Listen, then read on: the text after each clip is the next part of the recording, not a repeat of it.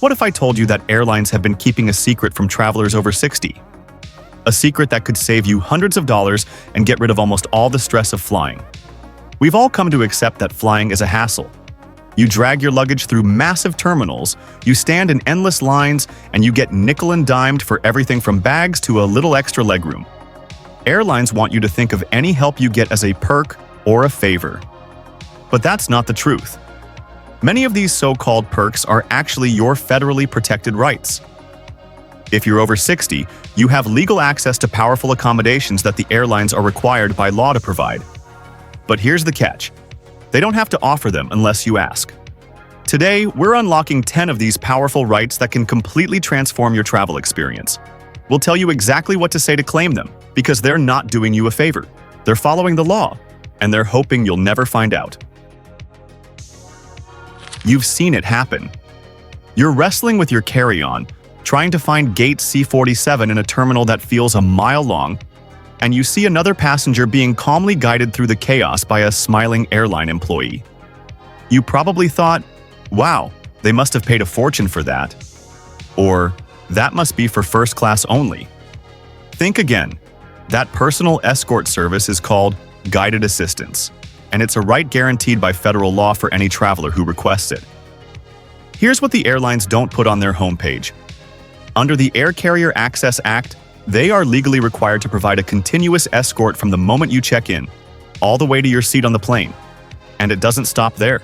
When you land, that same assistance is there to walk you from your gate, through the terminal, to baggage claim, and even to the curb to meet your ride.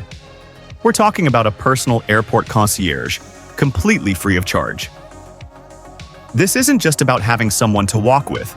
Your escort is there to navigate the entire process with you. They'll help you at the check-in kiosks, guide you through the security checkpoint, assist with any sudden gate changes, and clear up any confusion about where to go next. If you're struggling with bags or just feel unsteady on your feet, they handle the logistics so you can move at your own pace without the stress of the airport rush. Imagine this. You're flying to see your grandkids. Instead of juggling your carry-on, your coat, and trying to read the tiny signs, you have a friendly airline employee guiding you, maybe even showing you a shortcut to a less crowded security line. That's what this service feels like. And here's a little-known bonus. Want your family to meet you at the gate, just like in the old days?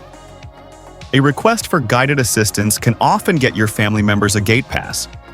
This lets them go through security with you and wait at your departure gate, turning what could be a lonely, stressful journey into a supported family experience. But you have to use the right words. When you book your ticket, and again when you check in, you need to say, "I need guided assistance." Don't be vague. Don't ask, "Can someone help me?" Or, "Is there any assistance available?" By making a direct request for the specific service you're entitled to, you're not asking for a favor. You're claiming a federally protected right. When you do this, the request is logged in the airline system. It creates a paper trail that every employee, from the check-in clerk to the gate agent, can see. They know exactly what support you need. They count on passengers not knowing this service exists. But once you use the magic words, they are legally obligated to provide it. We've all been there. You're waiting at the gate, and the agent announces boarding. First, the high-status flyers, then first class, then groups A, B, and C. It feels like a stampede. You're worried about finding overhead bin space and feel pressured by the line of people behind you. But what if you could walk onto the plane before any of them? Here's something else the airlines don't advertise. The Air Carrier Access Act guarantees pre-boarding to any passenger with a disability who simply self-identifies at the gate as needing a little extra time or assistance. And let's be clear, age-related mobility concerns, balance issues, or even just needing to move slower without being pushed from behind absolutely qualify. The Department of Transportation is very specific about this. Airlines must offer this accommodation before all other boarding groups. That's right, before first class, before the elite frequent flyers, before military personnel. You get a completely clear, empty aisle and zero pressure. Here's the exact phrase that works every time. Walk up to the gate agent and say calmly, "I'd like to request pre-boarding, as I need some additional time to get to my seat and get settled." That's it. You don't need to explain your medical history, you don't need a doctor's note, and you don't need to justify yourself. You are making a direct, polite request for a federally protected right using the specific language that gate agents are trained to honor on the spot. This one simple sentence transforms the entire boarding process. You walk onto an empty plane. You can easily find your seat without rushing. You can lift your carry-on into the overhead bin while there's still plenty of space. You can get your jacket off and settle in comfortably before hundreds of other people start cramming the aisles. No more standing in a slow-moving jet bridge, and no more anxiety about bin space. This isn't a loophole. Gate agents are trained to honor these requests, but they wait for you to ask. They legally cannot deny your request when you make it properly. The difference between asking for a favor and claiming a right is confidence, and the law is on your side. Airlines make billions of dollars from baggage fees. A typical round trip can easily cost you an extra $60, $80, or even $120 just for your bags. But what they aren't broadcasting is that an entire category of luggage flies for free, no matter what. Under the Air Carrier Access Act, all medical equipment and assistive devices are exempt from baggage fees. And this covers a lot more than you might think. We're talking about CPAP machines for sleep apnea, nebulizers, portable oxygen concentrators, bags used to keep medication cool, walkers, canes, crutches, diabetic supplies, and even extra batteries for your medical devices. All of these items can be checked or carried on for free, and they do not count toward your standard baggage allowance. So if you have a CPAP machine and a suitcase, you still have your full suitcase allowance. The savings add up incredibly fast. If you normally pay for 2 checked bags on a round trip, that's up to $120 that stays right in your pocket. Now, for any battery-powered devices like a portable oxygen concentrator, it's a good idea to call the airline at least 48 hours before your flight. This isn't to ask for permission, but to confirm their specific procedures for handling lithium-ion batteries. They'll give you simple packing instructions that comply with FAA safety rules, which prevents any delays or confusion at the airport. At the check-in counter, the language you use is key. When the agent asks about your bags, state clearly, "I'm checking medical equipment that's exempt from baggage fees." It's a statement of fact, not a question. You're not asking if an exemption is available or explaining your condition. You are informing them that your bag contains medically necessary equipment. This isn't about gaming the system. It's a legitimate federal right designed to make travel more affordable and accessible for anyone with medical needs. The airlines must honor it because it's the law. So next time you're packing that CPAP machine or walker, remember that one simple sentence can save you a significant amount of money on every single trip you take. When you hear wheelchair assistance, you might picture someone who is unable to walk at all. Airlines are perfectly happy for you to think that, but the law defines it much more broadly. The Air Carrier Access Act covers anyone with a mobility impairment. That could be anything from chronic pain, to balance issues, to simply getting tired and feeling overwhelmed walking through massive airport terminals. If you find the long hikes between gates challenging, you qualify. And this service is so much more than just a ride. It's a comprehensive curb-to-plane experience. The moment you identify yourself at the ticket counter, an airline escort is assigned to you. They will help you with the check-in process, navigate you through the often confusing security checkpoint, manage all your connections if you have a layover, help with your luggage, and make sure you get all the way to your actual seat on the plane. This includes stops at the restroom or a place to grab a snack. Here's a crucial protection built into the law. Once you are under their care, the airline cannot leave you unattended in a wheelchair for more than 30 minutes. This ensures you're never just left stranded in a hallway, wondering where your escort went. To get the right level of service, use specific language. If you need the wheelchair for the entire journey, request wheelchair assistance due to a mobility impairment. If you can walk but would struggle with the long distances or with carrying bags, ask for ambulatory assistance instead. Both of these terms trigger the full protection of the law. And here's another great bonus. Requesting mobility assistance often comes with other practical perks. You'll typically get to use the shorter, priority check-in lines. You'll be guided through special access lines at security, bypassing the longest waits. It's not special treatment. It's part of a system designed to make the airport experience manageable. Remember, you are exercising a federally protected right, not asking for a favor. One properly worded request can turn an exhausting airport obstacle course into a smooth, supported journey where all the logistical stress is handled for you. It might seem like senior discounts on flights went the way of the dinosaurs, but they do still exist. The airlines have just gotten very, very good at hiding them. Major carriers like United and Delta still offer senior fares on certain routes, but you won't find them advertised on the homepage, and they often require a specific action that most travelers never take. Here's the trick that actually works. You have to call the airline directly, and when you do, you need to ask a very specific question. Do you have a senior fare available for a passenger over 65? This exact phrasing can trigger a search for fare classes that simply don't show up on their websites.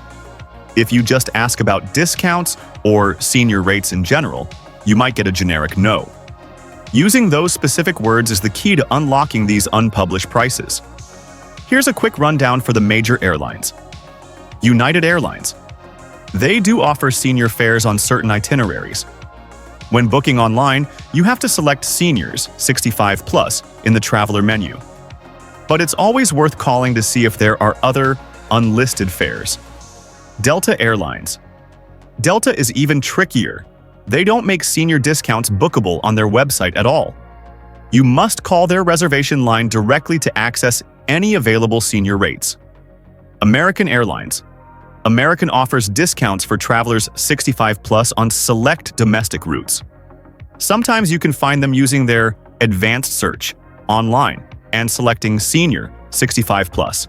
But again, a phone call is your best bet. Even international airlines like British Airways offer AARP member discounts on some routes, but a phone call is almost always required. Now, a word of caution. Always compare the senior fare they quote you with the prices you see online. Sometimes, a regular promotional sale will be cheaper. But often, especially for last-minute flights, that senior fare can save you anywhere from $50 to $200 per ticket. The key is knowing they exist and asking the right question. Phone agents are not trained to volunteer this information. Airlines would much rather you book the full-price ticket online. But once you ask for it specifically, they have to check. That one phone call could make a big difference.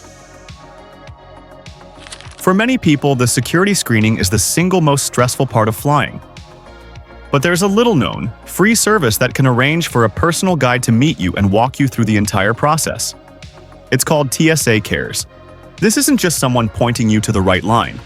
The TSA Cares helpline connects travelers with disabilities, medical conditions, or even just high anxiety about screening to a passenger support specialist. This is a dedicated TSA officer with specialized training who meets you at the security checkpoint and stays with you from start to finish. They will calmly guide you through the process, explain each step before it happens, help you handle medical devices properly, and give you all the time and personal attention you need to feel comfortable. This service is a lifesaver for anyone traveling with mobility aids like a walker, medical devices like an insulin pump, or for those with cognitive concerns or general anxiety. To use this service, you need to give them at least 72 hours notice. You simply call the TSA Cares helpline at 855-787-2227, give them your flight details, and briefly explain the kind of assistance you need. There are no complicated forms and no need for medical documentation. This program is funded by the TSA as part of their federal accessibility mandate, so there is absolutely zero cost to you. It's designed to ensure that the security process is dignified and accessible for everyone. Your specialist coordinates with the other officers and handles any special procedures required for your medical equipment. One phone call, 3 days before your trip, can turn the security gauntlet into a calm, supported, and dignified process. Flight delays and cancellations are inevitable, and they throw everyone's plans into chaos. You've seen the massive crowds of frustrated passengers mobbing the customer service desk. But here's a critical piece of information. Passengers who have already identified themselves as needing assistance get moved to the front of the line. When irregular operations, That's the industry's term for delays and cancellations. HIT.